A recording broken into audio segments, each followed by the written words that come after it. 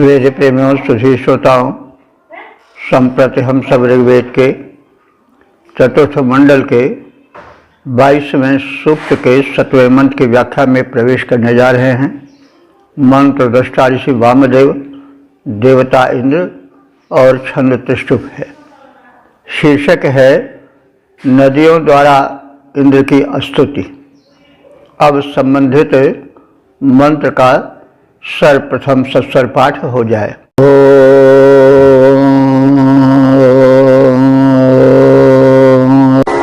अत्राहते हरिभस्ता उदेवीरवोभिरिन्द्रस्तवन्तस्वसारः यत्सेमनुप्रमुचो मद्दधाना दीर्घमनुप्रसिद्धिं स्यन्दयद्धि। इस 7वें मंत्र में काव्यात्मक शैली में कहा गया है कि वे नदियां जो कि वृत्र बाधा के कारण सूखती क्षीणकाय प्रतीत हो रही थी, इंद्र ने वृत्तासुर का यानी जो वृष्टि का विरोधी अवरोधक तत्व है या शक्ति है उसका वध किया, और जब पर्याप्त मात्रा में बादलों से वृष्टि हुई तब नदियां कलकल करके क्षीणकाय से दीर्घकाय हो गई, प्रबल बलवती हो गई, प्रवाहित होने लगी, उनमें कलकल की ध्वनि होने लगी और वे बड़ी प्रसन्न हुई। उनकी यह कलकल की ध्वनि ऐसी प्रतीत होती थी कि मानो वे इंद्र की स्तुति कर रही हों कि आपने हमें, जो कि क्षीणकाय होकर सिमट कर एक संकुचित प्रवाह में पड़ी हुई थी, गति धीमी पड़ गई थी, मंद हो गई थी, हम जीर्ण शीर्ण हो गई थी, हे इंद्र, आपने अपने शक्तिशाली वज्र द्वारा जो वृष्टि अवरोधक वृत्तासुर का नाश किया और वृष्टि से जल प्रवाह प्रवाहित किया, तो उसके प्रभाव से हम सब क्षीणकाय से स्थूलकाय हो गई, दीर्घकाय हो गई और जल से परिपूरित होकर के प्रसन्न मना तुम्हारी प्रशंसा करने लगी। तो इसी को इसमें व्यक्त किया गया है मंत्र में, यानी इंद्र की कृतज्ञता ज्ञापन करती हुई नदियां इंद्र के स्तुति क्रम में कहा जा रहा है यत। यत माने जब, बद्धधाना यानी वृत्तेण प्रतिबंधिता, जब वृत्तासुर के द्वारा प्रतिबंधित प्रसिद्धिम दीर्घा, बड़ी बड़ी नदियां क्षीणकाय हो गईं। तो जब वृत्त का वध इंद्र ने किया तो वृष्टि जब हुई तो संदयध्यै प्रमुचा। संदयध्यै माने प्रवाहित होने के लिए, संद कहते हैं प्रवाह को, चलने को। संदन इसीलिए रस को कहते हैं क्योंकि वो सरकता हुआ मतलब भागता हुआ चलता है। तो संद माने होता है सरकना, तीव्र गति से चलना। तब इंद्र ने उन नदियों को तीव्र गति से सरकने के लिए, प्रवाहित होने के लिए प्रमुचा माने मुक्त कर दिया। हरिवाह इंद्र, ऋषि कह रहा है कि हे अश्वारोही इंद्र, हरिवाह, हरि माने घोड़ा, इंद्र के अश्व को हरि कहा जाता है, और हरिवाह माने अश्व वाले। हे तीव्र गति धारी अश्व वाले अश्ववार इंद्र, बद्धधाना ताह देवी स्वसारा, वृत्तासुर के द्वारा अवरोधित उन दिव्य जलों वाली नदियों को तुमने अवेभी ही तुमने अपने रक्षण साधनों से मुक्त किया, वज्र प्रहार से मुक्त किया वृत्तासुर को मार करके। और अवे भी माने आपके इस संरक्षण से कृतज्ञ हुई नदियां, अब कहते हैं रक्षण को, अवे भी माने रक्षण द्वारा। तो आपके इस संरक्षण शक्ति द्वारा जो वृत्तासुर के वध में दिखाई गई जो जल वृष्टि अवरोधक असुर है, तो आपके उस कृतज्ञता, उस उपकार के कारण रक्षण हो जाने से प्रमुदित नदियां ते अस्तुवंतः तुम्हारी स्तुति करने लगी। कैसे? कलकल ध्वनि के माध्यम से। जो नदियों में कलकल ध्वनि हो रही थी, वही मानो तुम्हारी नदियों द्वारा की गई घोष भरी स्तुति हो, यानी तुम्हारा जयोद्घोष हो, तुम्हारी स्तुति हो, नदियों का हो कलकल शब्द। तो स्पष्ट है कि पहले क्षीणकाय हुई नदी सिमटी हुई पड़ी थी, बिल्कुल जीर्ण शीर्ण अवस्था में, क्योंकि वृत्तासुर ने जल वृष्टि में अवरोध डाल करके वृष्टि का क्रम बंद कर दिया था। इंद्र ने वृत्तासुर का यानी उस वृष्टि अवरोधी तत्व का विनाश किया। पर्याप्त मात्रा में जल वृष्टि हुई और वे क्षीणकाय नदियां बृहदकाय हो गईं, जल से भर कर कलकल ध्वनि के साथ तीव्रता से सरकने लगी, बहने लगी। और उस सरक कर तीव्र गति से बहने में जो कलकल की ध्वनि हो रही थी, वह मानो उन नदियों द्वारा प्रस्तुत की गई इंद्र की स्तुति हो, उनके उपकार के प्रति कृतज्ञता ज्ञापन हो। तो वृत्त द्वारा अवरोधित नदियों के प्रवाह को जब हे इंद्र तुमने मुक्त किया, तब हे अश्वों के स्वामी, अश्ववार शक्तिशाली इंद्रदेव, वे नदियां तुम्हारी कृतज्ञ बन गईं और वे कृतज्ञता भरे स्वर में कलकल ध्वनि करती हुई बहने लगीं। इस प्रवाह को देखकर ऐसा प्रतीत होता था कि मानो प्रवाह ध्वनि के माध्यम से भी तुम्हारी स्तुति कर रही हों, तुम्हारा गुणगान कर रही हों। तो पद्यात्मक भाव प्रकाशन है कि वृत्तासुर ने था रुद्ध किया भारी नदियों का जल प्रवाह, जब इंद्र देव ने मुक्त किया बह चला नीर उनमें अथाह।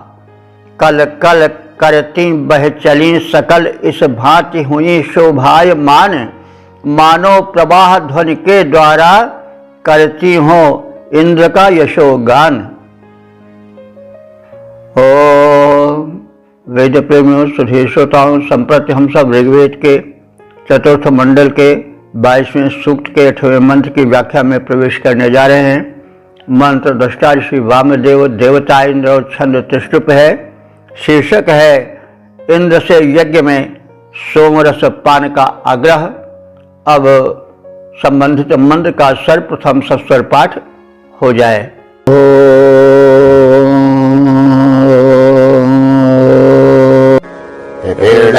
अंशरमध्यो न सिन्धुरात्पाशमे एष शमानस्य शक्तिः अस्मद्यक्षशचानस्य जम्या आशुर्नरश्मिन् ध्रुव्योजसङ्गोः। इस 8वें मंत्र में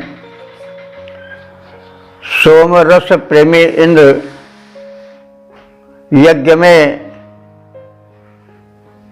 जो परिष्कृत सोमरस रखा हुआ है, परिष्कृत सोमरस का तात्पर्य यह है कि सोमलता कूटी जाती है, उससे रस निचोड़ा जाता है, फिर उसको छाना जाता है, फिर इसमें पवित्र नदियों का जल मिलाया जाता है, दुग्ध आदि का मिश्रण होता है, स्वर्ण आदि का योग भी उससे होता है, तब वो सोमरस परिष्कृत हो जाता है और बड़ा अंश माने तेजस्वी हो जाता है, अंशुल तेजस्वी हो जाता है। तो ऐसे सोमरस से इंद्र को बड़ा प्रेम है। यज्ञ में यजमान ने इस प्रकार के सोमरस को तैयार कर रखा है। अब प्रार्थना कर रहा है कि इंद्र को यह सोमरस जिसका परिष्कार हो चुका है, जो शोधित हो चुका है, वो इंद्र को आकर्षित करे अपनी ओर। उसके लिए एक उपमा दी गई है, जैसे कोई अश्ववार, कोई घुड़सवार को अश्व खींच कर लाता है, वैसे ही सोमरस का यह आकर्षण इंद्र को हमारे यज्ञ की ओर शीघ्र ही लाए। तो यही सब भाव है, भक्ति भरा भाव, वही इसमें प्रकट किया गया है। सोम के विषय में आप जान चुके हैं, एक परम प्रिय पेय पदार्थ है। सोमरस से सौम्यता का भी बोध होता है, भक्ति भाव भरे पवित्र प्रेमी हृदय स्थल का भी बोध होता है, वैश्विक ऊर्जा का भी प्रतीक सोम है, और ऊर्जा से ही सारा संसार चल रहा है। तो इन सब सोम के व्यापक अर्थ को हम स्थान स्थान पर कहते आए हैं, और जब क्रमबद्ध रूप से सुना जाएगा तो वेद का जो मर्म है, जो थोड़ा शब्दों के भंवर में फंसने के कारण, क्योंकि भाषा सबसे प्राचीन है ऋग्वेद की, थोड़ा दुरूह हो गया है, तो जब हम पूरे प्रतीकों को, पूरे याज्ञिक प्रारूप को, पूरे प्रार्थना के स्वरूप को सुनेंगे तो और समझेंगे तो फिर बड़ा आनंद आने लगेगा।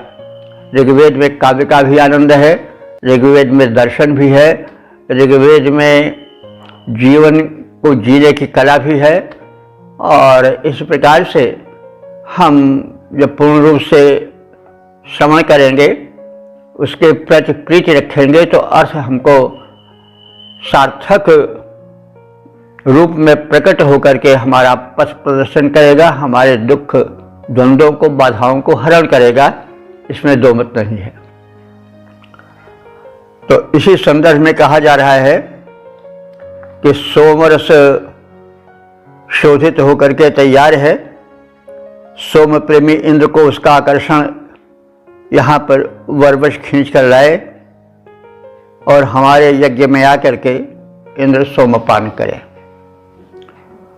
तो त्वा मध्य अंशु पिपीडे, हे इंद्र, तुम्हारे लिए यह आनंदमय सोम कूट पीस कर निचोड़ा गया है,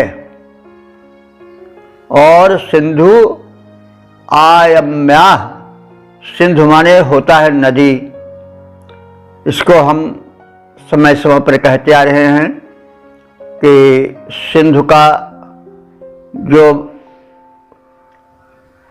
ऋग्वेद में वर्णन हुआ है वो किसी नदी विशेष के लिए नहीं या समुद्र के लिए नहीं, वरन समस्त नदियों के लिए हुआ है।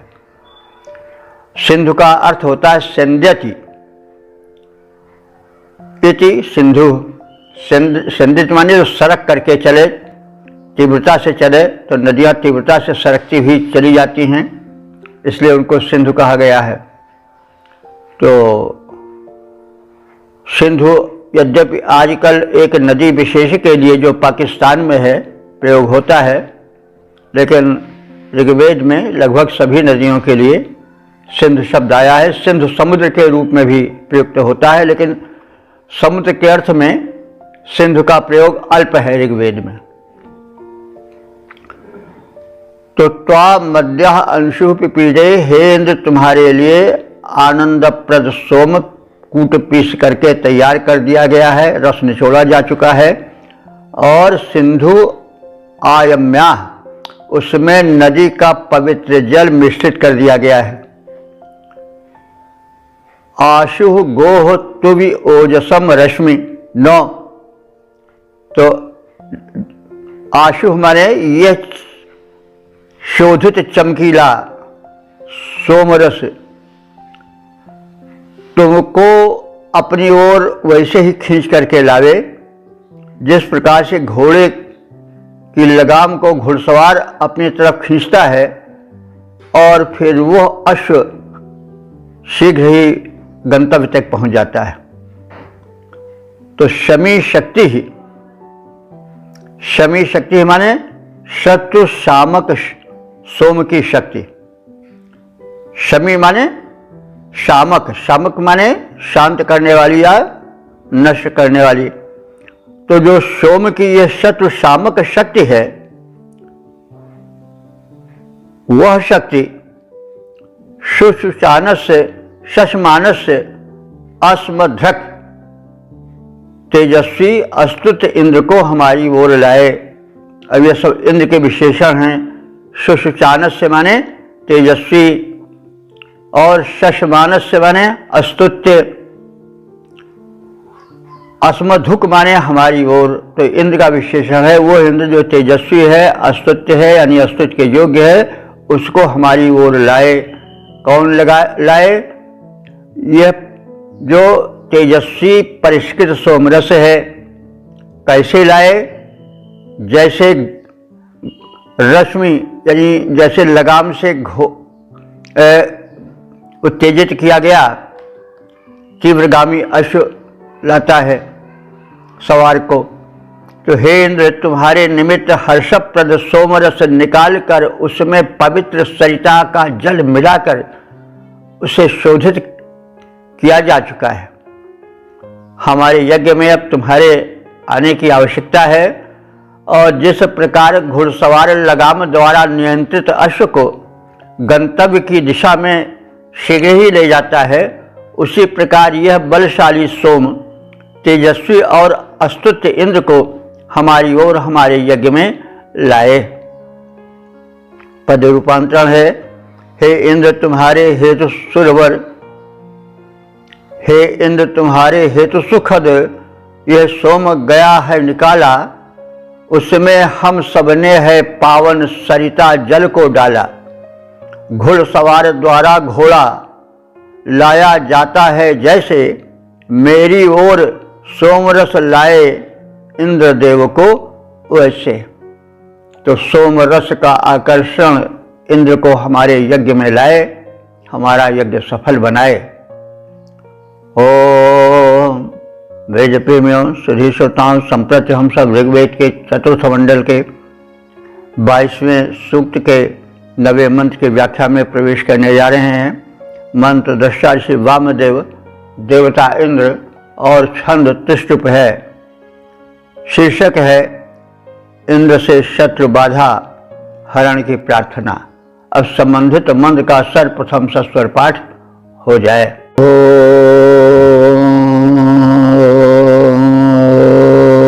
अस्मे वर्षिष्ठा कृणहि ज्येष्ठा गृह्णानि सत्रा सहुरेशः अंसे अस्मभ्यं भ्रत्रा सुहना निरन्ध्य जहिवदर्वनशो मर्त्यस्य।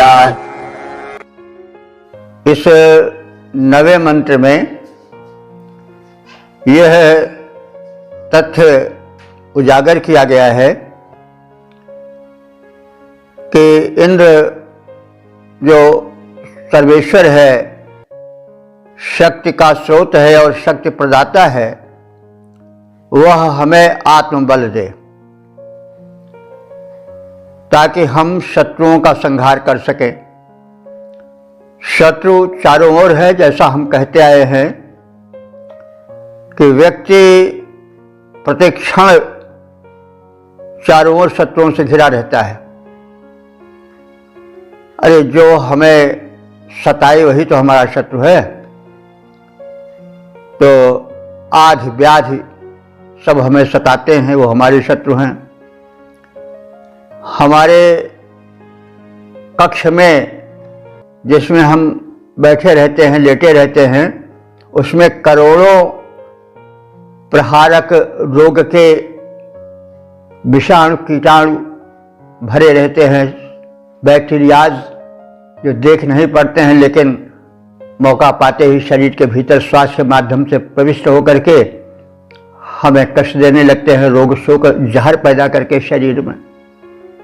हमारी अपनी ही वृत्तियां हमारी शत्रु बन जाती हैं। हम जब अपने जिह्वा के गुलाम हो जाते हैं तो हमारी शत्रु हो जाती है। नेत्र हमारे हमारे वश में नहीं रहते, वो भी हमारे शत्रु हो गए। कान हमारे वश में नहीं है, जहाँ किसी की निंदा सुनने को मिले, जहाँ गप सड़ाका सुनने को मिले, वहाँ वो दौड़े चले जाते हैं। मन से कहते हैं भाई चलो वहाँ बड़ा आनंद आवेगा।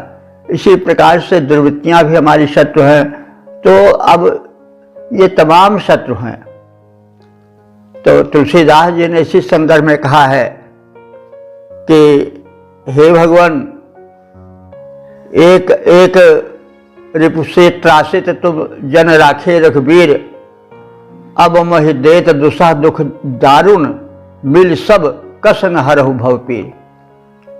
यानी वो सब कौन है? लोभ ग्राह धनुजेश क्रोध कुरुराज बंधु खल मारे, सब मिल देत मोहि दुख दारुण भंजहु राम उदार। तो आपने तो गज का उद्धार ग्राह से किया था, तुम्हारा यश गाया जा रहा है। जो हिरण्याकश्यप था उसको मार करके तुमने प्रहलाद का उद्धार किया था, और द्रौपदी का उद्धार किया था दुशासन के बाहुओं का बल छीन करके, साड़ी बढ़ा करके द्रौपदी की। और इसी से तुम्हारा बड़ा यश हुआ। लेकिन अब तो हमको अनेक शत्रु दुख दे रहे हैं। लोभ ग्राह, लोभ जो है घड़ियाल की तरह बढ़ा हुआ है। घड़ियाल के नट्टे नहीं होते, निगल जाता है। तो लोभ तो हमको निगले ले रहा है। हम उस पर किसी तरह उससे अपनी रक्षा ही नहीं कर पा रहे हैं। जहाँ देखिए वहाँ लोभ। अरे यह तो हमको किसी का धन देखते हैं, दौलत देखते हैं, ऊंची जमीन, ऊंचा महल देखते हैं, ज़मीन देखते हैं, परेशान हो जाते हैं, करे हमारे पास क्यों नहीं है। किसी के किसी चीज़ को देखते हैं तो उस पर परेशान हो जाते हैं। अरे भाई देखो, कभी किसी को मुकम्मल जहां नहीं मिलता, किसी को ज़मीन तो किसी को आसमान नहीं मिलता, कभी किसी को भरा पूरा संसार नहीं मिलता। मनुष्य भूल जाता है, बस उसके पास 14 आना है, 2 आना नहीं है, तो उसी 2 आने पर उसका मन लगा रहता है कि अरे यह तो हमारे पास नहीं है, बड़ा मैं दुर्भाग्य वाला हूँ, वो तो उसके पास है, वो तो उसके पास है। तो मनुष्य का जो यह मन होता है असंतुष्ट, वो भी उसका सबसे बड़ा शत्रु है। तो इस प्रकार से मनुष्य अनेक शत्रुओं से घिरा रहता है। कुछ को समझ ही नहीं पाता कि हमारे शत्रु हैं, वे मित्र बनकर के हमको स्थान स्थान पर परेशान किया करते हैं, और तमाम तरह तरह के रोग शोक से हम पीड़ित होकर के एक नारकीय जिंदगी बिताते हैं। और यह सुर दुर्लभ जो नर तन है, यह बेकार ही चला जाता है। हम सिसकियां भरते हुए ही चले जाते हैं। तो यह बड़ा दुर्भाग्य मनुष्य के साथ रहता है।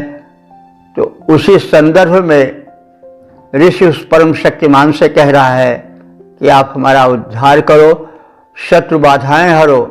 और देखिए, वैदिक ऋषि की एक विशेषता यह भी है कि वो यह कह रहा है कि आप हम तो हमारी बाधाएं हरो ही साथ हमको भी आत्मबल दो। हम बार बार आपको ही कष्ट न दें कि आओ आओ आओ, हम तो बेकार पड़े हैं। भाई किसी को बार बार बुलाओगे तो वो तो अच्छा नहीं लगता कि रोज किसी अपने न चल पाओ, किसी को बुलाओ कि आओ हमें टिकाओ, ले चलो, तो ये तो ठीक नहीं। आप हमें भी आत्मबल दो। और हम प्रबल शत्रुओं से घिरे हैं, इसलिए आप हमारी सहायता करो, लेकिन उसके साथ साथ हमें आत्मबल भी दो। तो सब यही तथ्य इसमें इस मंत्र में प्रकाशित किया गया है। हम इसी भावभूमि में मंत्र को देखें तो मंत्र का आनंद पूरा का पूरा आवेगा। हमको कुछ प्रकाश मिलेगा, हमको कुछ सांत्वना मिलेगी, और हमारी आहें, हमारे बहते आंसू थमेंगे। नहीं तो आदमी को रोने लगा रहता है, कभी इस गम ने मारा, कभी उस गम ने मारा, और बेचारा जीव घूमता है। तो सहुरे सहुरे हे शत्रु पराभव करता इंद्र, इंद्र के लिए संबोधन आया है। सहुरे हे शत्रु का संहार करने वाले इंद्र, असमय माने हमारे लिए सहान से वरिष्ठा ज्येष्ठा, शत्रु का पराभव करने वाला, श्रेष्ठ और प्रशस्त, निर्मणाणी, निर्मणाणी, निर्मणाणी माने पराक्रम, क्यों ही माने प्रदान करो, यानी हमें ऐसा पराक्रम प्रदान करो, हमें ऐसा आत्मबल दो जो कि सहांसी माने श्रेष्ठ हो, वरिष्ठा माने प्रशस्त हो, वृष्टि करने वाला हो यानी पर्याप्त हो, और ज्येष्ठा, ज्येष्ठा माने उत्तम हो। तो शत्रु पराभव करता, श्रेष्ठ और प्रशस्त पराक्रम हे इंद्र हमको प्रदान करो, हम आत्मबली बने, हम स्वयं शक्तिमान बने।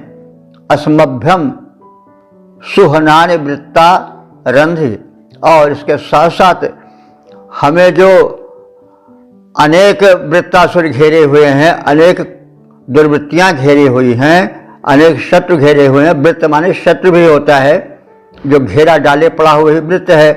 तो हम तो घिरे हुए पड़े हैं ना, हमारे एक शत्रु नहीं है, हम तो वृत्त, हमें तो वृत्त कहते हैं घेरा डाले हुए, वृत्त माने घेरा होता है, तो हमें तो घेरा डाले अनेक शत्रु घेरे हुए हैं। तो इसलिए इन शत्रुओं से आप स्वयं भी हमारी रक्षा के लिए कटिबद्ध हो जाओ। और वंशः मर्तस्य वधः जहि, वंशः माने हिंसक, इन हिंसक शत्रुओं को जिनके विषय में कथन किया गया है उनके वधः माने वध के साधन अस्त्र शस्त्रों को नष्ट कर डालो, यानी उनको पूर्ण रूप से उनके संहारक या प्रहारक अस्त्र शस्त्रों को भी नष्ट कर दो, उनको भी नष्ट कर दो। तो दो बातें हैं, हमें आत्मबल दो कि हम स्वयं अपनी रक्षा कर सकें, और साथ साथ हमें घेरे में पड़े हुए हैं शत्रुओं के, उनमें उनका वध भी आप करो। तो हे शत्रु पराभव करता इंद्र, हमारे हेतु शत्रु पराभवकारी श्रेष्ठ और प्रशस्त पराक्रम प्रदान करो। हमारे हित में वध के योग्य शत्रुओं को मारो और हिंसकों के शस्त्रास्त्रों को भी विनष्ट कर दो, ताकि वे प्रहार के योग्य न रह जाएं, हम पूर्ण रूप से सुरक्षित जीवन, संरक्षित जीवन बिता सकें। तो इसका रूपांतरण जो पद्य में हुआ है, भाव प्रकाशन हुआ है, उससे भी परिचित हो लें। हे परम पराक्रम पूर्ण इंद्र, हे परम पराक्रम पूर्ण इंद्र, हे शत्रु पराभवकारी, दो हमको भी बल प्रबल, हर सके जो रिपु बाधा भारी। दो हमको भी बल प्रबल, हर सके जो रिपु बाधा भारी। मारो बध योग्य शत्रुओं को, हित हम सबका उर्धारो। हिंसक लोगों के अस्त्र नष्ट कर डालो, उन्हें बिदारो। ओम वेद प्रेम सुधीर श्रोताओं, संप्रति हम सब ऋग्वेद के चतुर्थ मंडल के 22वें सूक्त के 10वें मंत्र की व्याख्या में प्रवेश करने जा रहे हैं। मंत्र दृष्टा श्री वामदेव देवता इंद्र और छंद त्रिशुप है, शीर्षक है इंद्र से समृद्धि प्राप्ति की प्रार्थना। अब संबंधित मंत्र का सर्वप्रथम सस्वर पाठ हो जाए।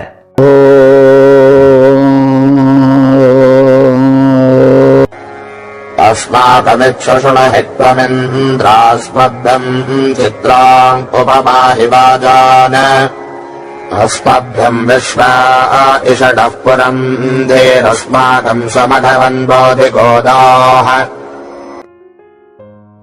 इस 10वें मंत्र में समर्थ इंद्र से धन वैभव की प्रार्थना की गई है, गोधन की विशेष प्रार्थना है, और उसके साथ ही साथ जो है वो सन्मति की भी प्रार्थना है, क्योंकि सब कुछ मिला, अगर सद्बुद्धि न मिली तो मिलना न मिलने के बराबर हो जाता है। सब धनैश्वर्य के साथ साथ सुबुद्धि का होना, सद्विचार का होना परम आवश्यक है। यह है हम मांगे तो भगवान से केवल धन वैभव पद ही नहीं मांगे, बल्कि सद्बुद्धि भी, सन्मत भी मांगे, क्योंकि अगर सुबुद्धि सद्विचार नहीं रहे तो चाहे धन वैभव हुआ, चाहे पद वैभव हुआ, चाहे कोई भी उपलब्धि हुई, वो हमें अंधकूप में ढकेल सकती है। तो धन दो मुहा सांप है, वो हमें अच्छाई की ओर बढ़ाता है, हमारे जीवन को धन भी बनाता है, लेकिन हमें पतन की ओर भी ले जाता है। तो धन को दो मुहा सांप भी कहा गया है। तो इसलिए भगवान से हम प्रार्थना करें तो उसमें यह भी भाव रहे कि भगवान हमें सुबुद्धि भी दो। हों जल जीव ईश्वर घुराया, तुम मायापति हों बस माया। हम भटके हुए जीव हैं, अल्प शक्तिमान हैं, कभी भी भटक सकते हैं, कभी भी हमारी बुद्धि विचलित हो सकती है। इसलिए हमें सद्बुद्धि दो, हमें धन दो, हमें सर्वभावेन समर्थ बनाओ, लेकिन सबको संभालने वाली जो सन्मति है, सुबुद्धि है, वो भी हमें दो। तो इस छाया में हम अर्थ को देखें। अस्माकम इत शुश्रुणुहि, हे इंद्र, अस्माकम माने हम सबकी, इस प्रार्थना को शुश्रुणुहि माने भली प्रकार से सुनो। त्वम अस्मभ्यम चित्रान वाजान देहि, तुम हम सबको चित्रान माने चित्र विचित्र यानी अत्यधिक पोषक और सुस्वादु, बाजान माने अन्नों को दो।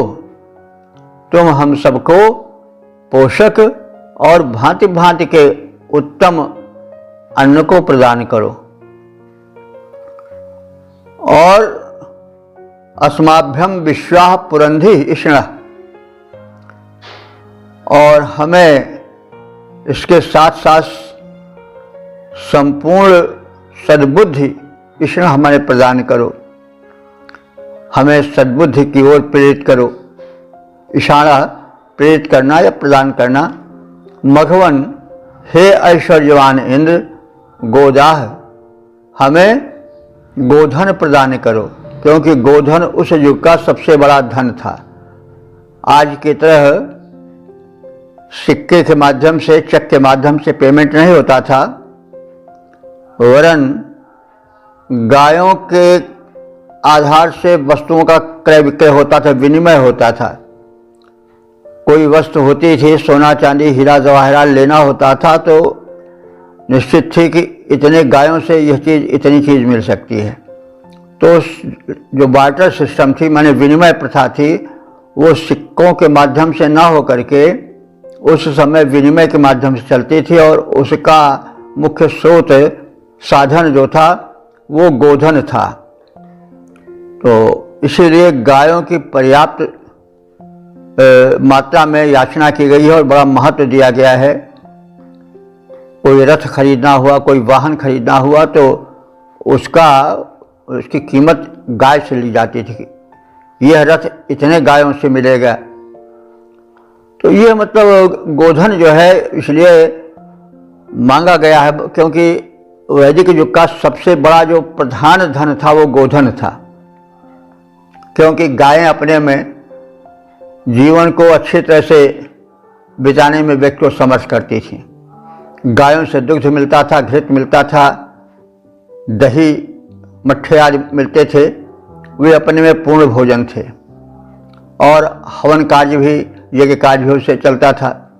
इसलिए गोदान हमारे यहाँ आज भी बहुत प्रचलित है। कोई शुभ कार्य होता है गोदान कराया जाता है, क्योंकि उस समय जो एक ज्ञानी वृंद था वो गायों को पा जाता था, तो उससे उसका जीवन सुरक्षित हो जाता था। वह अपने शुभ कार्य में, शोध के कार्य में लगा रहता था। तो उस समय का मतलब जो एक बुद्धिजीवी वर्ग था, वैज्ञानिक वर्ग था, वो ब्राह्मण का वर्ग था। विप्र भी उसे इसलिए कहा जाता है कि विशेष रूप से जानता था। वो तो बाद में जो रूढ़वादिता आ गई कि वही ब्राह्मण एक चाहे मूर्ख हो लेकिन एक घर में पैदा हुआ तो ब्राह्मण कहा जाएगा, तो ऋग्वेद में ऐसी कोई रूढ़ता नहीं थी। जो लोग वो वेद से आज के ब्राह्मण को जोड़ते हैं वो गलत यानी समझते नहीं पूरी तरह से। ऋग्वेद में या वेदों में कहीं ऐसी कठोरता नहीं है कि जो ब्राह्मण के यहाँ पैदा हो गया वो ब्राह्मण ही माना जाएगा और जो शूद्र के यहाँ पैदा हो गया शूद्र ही माना जाएगा। अरे बहुत समय तक चलता रहा। हमारे यहाँ रावण ब्राह्मण के घर पैदा हुआ था लेकिन उसको निंदित माना गया। कंस क्षत्रिय के घर पैदा हुआ था लेकिन वो भी निंदित माना गया।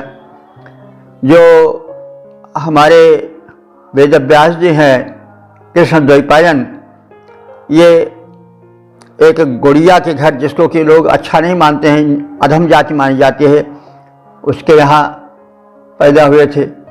लेकिन वेदस्तु भगवान स्वयं यानी कहा गया है ये जो है कि मतलब कृष्ण द्वैपायन तो व्यास उनको कहा गया है, व्यास भी कहा जाता है वेद व्यास, तो व्यासस्तु भगवान स्वयं, व्यास तो स्वयं भगवान है, तो मतलब उनको भगवत्ता प्रदान की गई।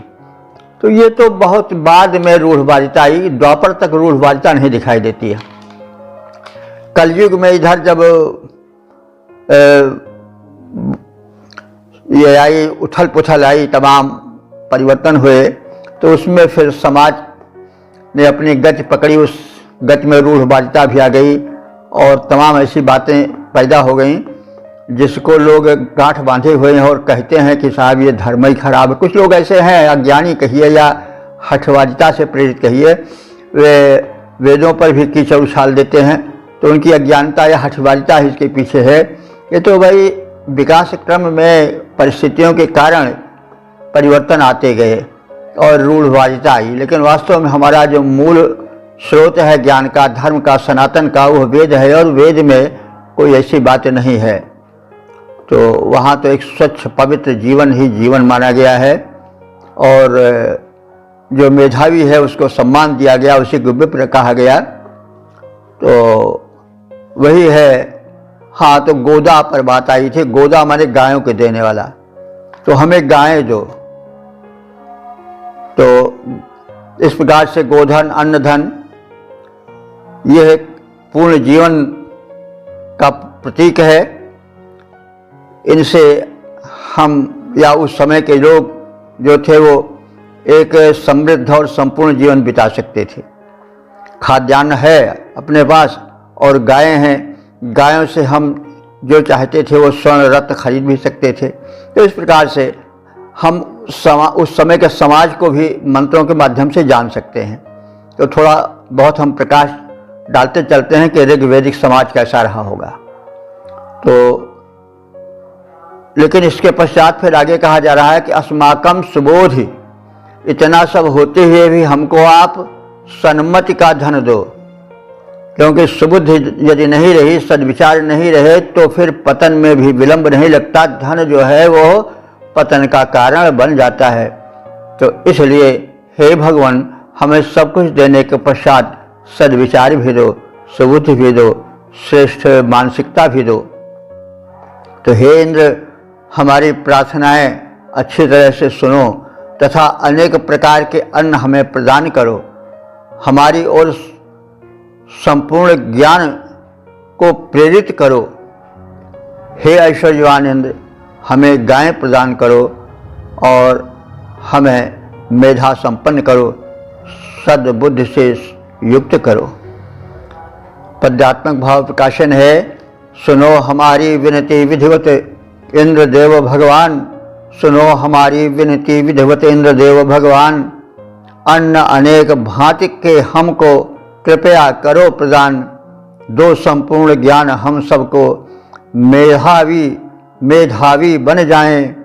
हे ऐश्वर्यवान सुरेंद्र, हम पाएं उत्तम गायें। ओम वेद प्रेमियों, सुधीर श्रोताओं, संप्रति हम सब ऋग्वेद के चतुर्थ मंडल के 22वें सूक्त के 11वें मंत्र की व्याख्या में प्रवेश करने जा रहे हैं। मंत्र दृष्टा श्री वामदेव, देवता इंद्र और छंद त्रिष्टुप है। शीर्षक है प्रचुर धन धान्य प्राप्ति की प्रार्थना। अब संबंधित मंत्र का सर्वप्रथम सस्वर पाठ हो जाए।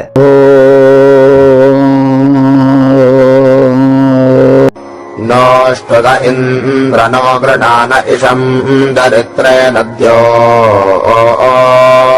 न पीपेः अकारिते हरिभो ब्रह्मणव्यम् धिया स्यामरथ्यः सदासाः। इस 11वें मंत्र में ऋषि वामदेव यह प्रार्थना करते हैं उपास्य देव इंद्र से कि हे भगवान, हमें आप प्रचुर धन धान्य दो, वाहनों से, सेवकों से, समृद्धि से परिपूर्ण भवन दो, और हम तुम्हारे कृतज्ञ बनकर तुम्हारे प्रदान अनुदान से संतुष्ट होकर तुम्हारा गुणगान किया करें, और इस प्रकार से भक्त और भगवान के मध्य जो संबंध की रज्जु है वो सुदृढ़ होती रहे। आप हमें भरपूर धन दो, वैभव दो, सन्मति दो, और हम आपकी भरपूर प्रार्थना करें, और इस प्रकार से सेवक और सेव्य के मध्य एक मधुर संबंध बना रहे, हम ऐसा ही जीवन चाहते हैं। तो इस समापन के मंत्र में यही तथ्य कहा गया है। इंद्र, हे सर्वस्वामिन देवता इंद्र, अस्तुतः गृणाना, अस्तुतः माने अस्तुत्य, और गृणाना माने प्रशंसित। हे इंद्र देव, तुम अस्तुत्य हो, परम प्रशंसित हो, और जरित्रे, जरित्रे माने अस्तुतिकर्ता के लिए, उपासक भक्त के लिए तुम पर्याप्त धन देते हो, और पर्याप्त धन दो, अन्न धन दो, गोधन दो। कैसे? नद्यः ना, नदियों के समान। नौ माने समान होता है, जैसा आप लोग जानते हैं कि जब नौ संज्ञा के बाद में होता है तो समान का अर्थ देता है वैदिक संस्कृत में, पहले होने पर नकारात्मक अर्थ देता है। तो हे इंद्र भगवान, आप समर्थ हो, सबके द्वारा आपकी स्तुति की जाती है, आप स्तुत्य हो, प्रशंसित हो, और हमें धन वैभव उसी प्रकार से प्रदान करो जैसे नदियां व्यापक जल दौड़ दौड़ करके प्रदान करती हैं। इसी प्रकार से तुम हमको इशम पीपे, इशम माने अन्न से, पीपे माने भर दो, तो हमें अन्न से भर दो। वैसे जल, जैसे नदियां जल से सबका आंचल भर देती हैं, सबके पात्र भर देती हैं। हे इंद्र, तुम हरिवाह हो, हरिवाह माने अश्वों पर चलने वाले हो। तो अश्वों को पर चलने वाला इसलिए कहा गया है कि उसके पहुंचने में विलंब नहीं लगेगा। उस समय की जो तीव्रतम सवारी थी वो अश्व की थी, और अश्व पथ के बाधाओं को भी काटता हुआ चलता था, छोटे मोटे नदी नालों को भी, उबड़ खाबड़ जमीन को भी पार करता हुआ चला जाता था। तो अश्व उस समय बड़ा ही सशक्त वाहन था, आज का हेलीकॉप्टर समझिए। तो हे अश्वधारी अश्ववार इंद्र, ते तुम्हारे लिए हम उपकृत होकर के तुम्हारी स्तुति में धिया माने बुद्धिमत्तापूर्ण, नव्यम माने नए नए, ब्रह्म माने स्तोत्र, आकार्य माने रचा करें। यानी तुम हमें पर्याप्त धन दो और हम उससे प्रभावित होकर के तुम्हारे कृतज्ञता से नमित होकर के नए नए मंत्र तुम्हें सुनाते रहें, तुम्हारी स्तुति करते रहें। और हे इंद्र, तुम हमें रथ्याह, रथों का स्वामी बना दो, वाहनों का स्वामी बना दो। सदासाह माने अनेक सेवकों से हमारा घर भर दो, और हम रथ वाले और परिचरों यानी परिकरों वाले सेवकों वाले स्वामी बन जाएं, यानी रथ से तथा दासों से हमारा घर भरा पूरा रहे, हम संपन्न रहें, समृद्ध रहें, सर्व प्रकारेण समर्थ रहें और तुम्हारे कृतज्ञ बने, तुम्हारे भक्त बने, उपासक बने, तुम्हें नए नए स्तुति के मंत्र सुनाते रहें। तो भक्त और भगवान के बीच यह संबंध अक्षुण्ण बना रहे। तो हे इंद्र, हम तुम्हारी स्तुति और प्रशंसा करते हैं। अतः जैसे नदियां जल प्रदान करती रहती हैं व्यापक रूप में, वैसे ही तुम हमें धन धान्य पर्याप्त रूप में प्रदान करते रहो।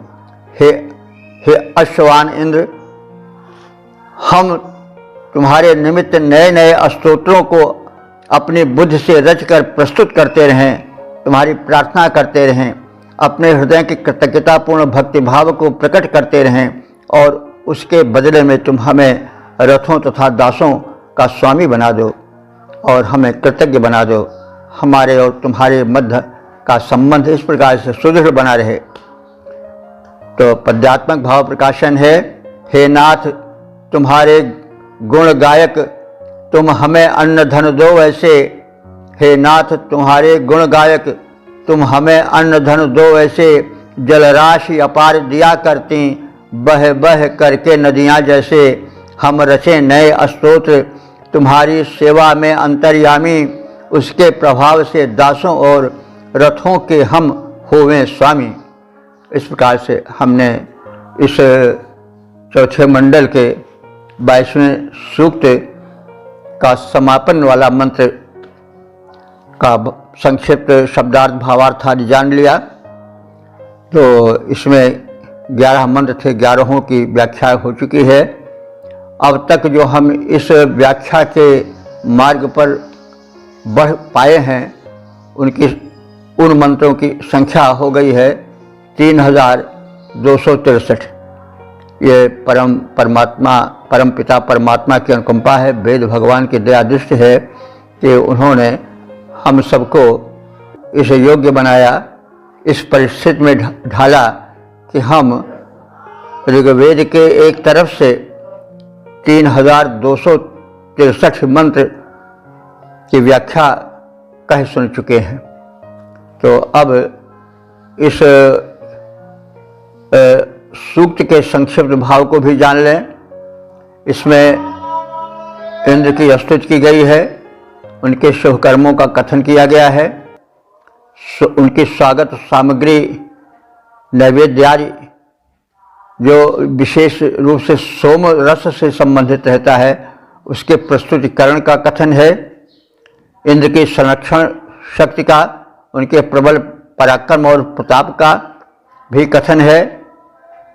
इंद्र के अनुशासन और उनकी शक्तिमत्ता का भी द्योतन किया गया है। इंद्र की शक्तिमत्ता और सामर्थ्य के अंतर्गत सारी सृष्टि का संचालन हो रहा है। वह इंद्र वह शक्ति है जो व्यवस्थित सृष्टि को चला रही है। तो इंद्र की शक्ति का भी इसमें बोधन कराया गया है और उस इंद्र से जो कि सर्वशक्तिमान है, सर्वतंत्र स्वतंत्र है, अनंत शक्तिमत्ता से संयुक्त है, उससे शत्रुबाधा हरण की प्रार्थना की गई है, संरक्षण की प्रार्थना की गई है। साथ ही साथ उपासकों में भी आत्मबल प्राप्ति की उपासना है।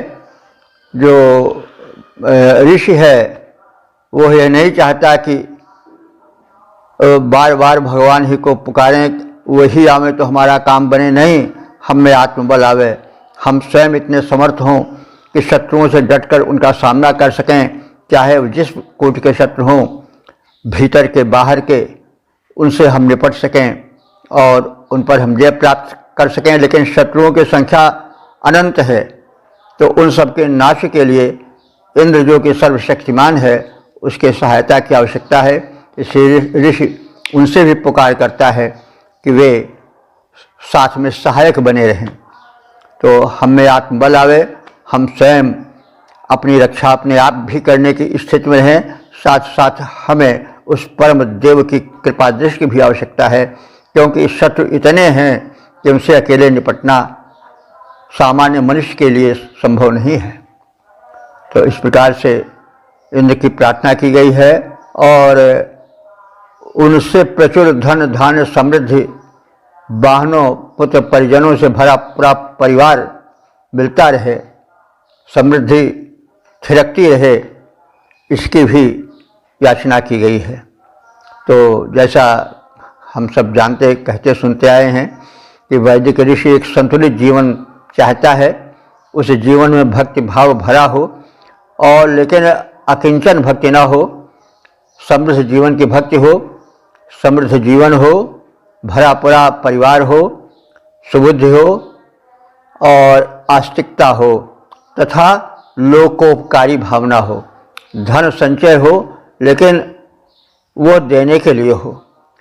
वृत्तासुर न उसमें पड़ जाए कि जैसे बादल भरा हुआ है, वृत्तासुर रोके हुए है, राक्षसी वृत्ति रोके हुए है, पानी बरस ही नहीं पा रहा है, वैसे धन दौलत भरा हुआ है लेकिन जो है वो सद्बुद्धि नहीं है, वृत्तासुर उसको रोके हुए है और सूखा पड़ा हुआ है।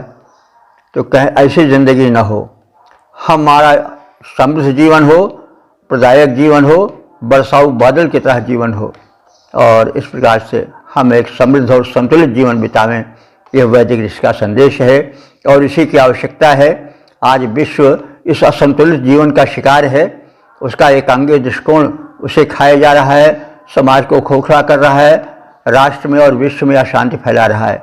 इससे वैदिक जीवन धर्म की दर्शन की परम आवश्यकता है और हम वेद की ओर चलें और उसी दिशा में हम सब एक अपना लक्ष्य प्रयास कर रहे हैं। आशा है कि इसमें जो सहृदय भावुक और बुद्धिमान और सुधी श्रोता हैं वो कुछ न कुछ प्रकाश पाते ही होंगे और उनसे पुनः मेरा निवेदन है कि वेद के प्रचार प्रसार में लगें।